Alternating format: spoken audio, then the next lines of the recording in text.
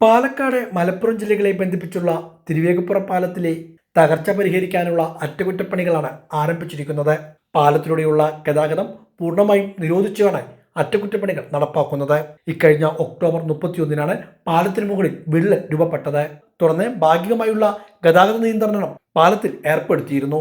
Highway research ടീമിന്റെ പരിശോധനയ്ക്ക് ശേഷമാണ് ചരക്കു വാഹനങ്ങൾക്ക് പാതയിലൂടെയുള്ള യാത്ര നിരോധിച്ചത്. തുടർന്ന് സർക്കാർ പാലത്തിന്റെ അറ്റകുറ്റപ്പണികൾക്കായി അടിയന്തരമായി 25 ലക്ഷം രൂപ അനുവദിക്കുകയും ചെയ്തു. ഇതുമായി ബന്ധപ്പെട്ട പ്രവൃത്തികളാണ് ഇപ്പോൾ ആരംഭിച്ചിരിക്കുന്നത്. ഒരു മാസക്കാലത്തേക്കാണ് പാലത്തിലൂടെയുള്ള ഗതാഗതം നിരോധിച്ചിരിക്കുന്നത്. അറ്റകുറ്റപ്പണികൾ എത്രയും പെട്ടെന്ന് പൂർത്തിയാക്കി പാലം തുറന്നു കൊടുക്കുക തന്നെയാണ് അധികൃതർ ലക്ഷ്യമിടുന്നത്. പാലത്തിൽ ഗതാഗത നിയന്ത്രണം ഏർപ്പെടുത്തിയതോടെ വളാഞ്ചേരി ഭാഗത്തു നിന്നും വരുന്ന ബസ്സുകൾ പാലത്തിനപ്പുറവും പട്ടാമ്പി ഭാഗത്തു നിന്നും വരുന്ന ബസ്സുകൾ തിരുവേപ്പുറയിലുമാണ് നിർത്തുന്നത്. ഇവിടെ നിന്നുമാണ് യാത്രക്കാരെ കയറ്റി പോകുന്നത്.